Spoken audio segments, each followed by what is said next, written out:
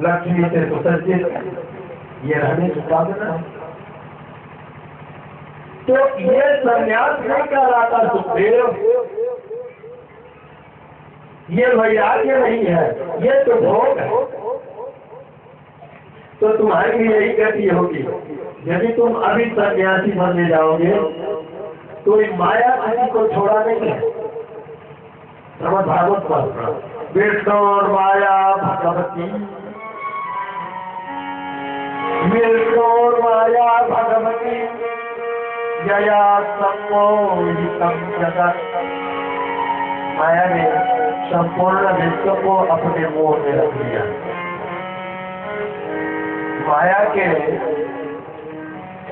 परे भगवान मिले, माया से आवृत हो भी तुम कैसे हो सकते? जरा सोचो सुनियो। तुमने संसार उत्पन्न नहीं किया, इस संसार में आकर के संसार के सुख दुख का भोग नहीं किया। तुम कायरता की बात कर रहे हो? क्या तुम भगोड़े हो? तुम भागना चाहते हो इस संसार से? संसार का डट के मुकाबला करो। क्यों भगो? विवाह करो, संतान उत्पत्ति करो। रक्षक तो ऊपर वाला है, परमात्मा है, ब्रह्म विद्या है। सुखदेव जी के एक एक सतह को उधारा। सुखदेव, ऐसे संन्यास लेने की कोई जरूरत नहीं जिस संन्यास में भोग समाविष्ट हो। इन संसार के भोगों को भोग करके तब संन्यास लेना। आंखों की जो पट्टियां थी सुखदेव जी के खोल दिया विजय राज ने। सुखदेव जी तैयार हो गए, वापस आए व्यास जी के यहाँ।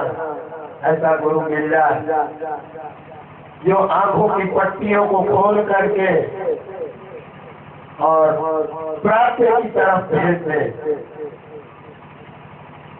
प्राप्त करने वाली जो वस्तु है वहां भेज, वही सदगुरु। जो तुम्हें चाहिए, जो सत्य है, उसकी प्राप्ति कराने के लिए तुम यदि भाग रहे हो तो भी तुम्हें तैयार कर दे और तैयार करके उस कर्म में लगा दे, और यदि कर्म में लग जाए तो फल की प्राप्ति हो जाए। सुखदेव जी को व्यास जनक जी ने ऐसा ही किया। आंखों की पट्टी खोल डाली और कहा कि जाओ विवाह करो। विवाह के बिना कहीं शांति नहीं है।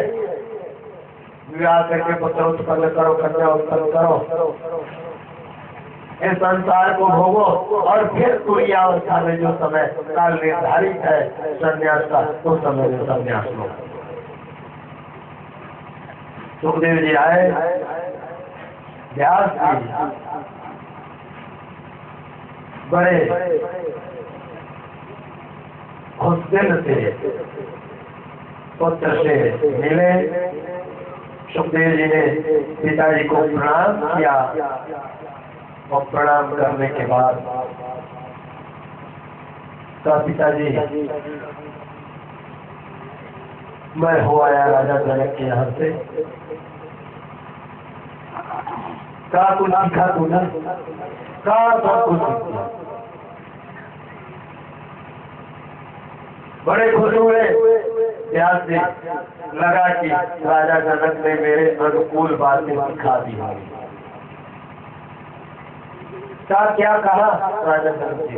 कहा ठीक है, मैं भी बात करूंगा।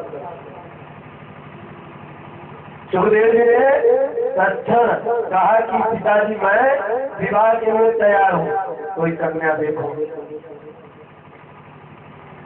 ऐसे सुखदेव जी जब विवाह के लिए तैयार हुए तो पितरों की एक कन्या थी, उसका वरण किया सुखदेव जी ने। उससे 4 संतान हुए, एक कन्या हुई। कन्या को विवाह करके राजपुत्र से, और फिर सुखदेव जी योग उपासना के लिए कैलाश की तरफ गए। बड़े दिनों तक तपस्या करी, कैलाश की चट्टानें गिर करके उनके सर को अलग किया।